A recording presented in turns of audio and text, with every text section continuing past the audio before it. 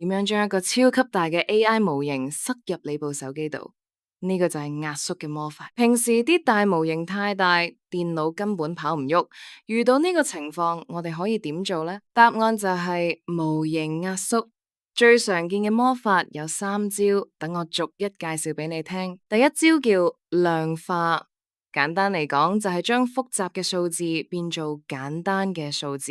譬如將32位浮點數降到4位整數，體積即刻縮細幾倍，但效果差唔多。第二招係剪枝，就好似修剪樹枝咁，將模型入邊唔重要嘅部分剪走，剪走多餘嘅連接同參數之後，模型嘅結構就會變得更加精簡同高效。第三招叫蒸餾。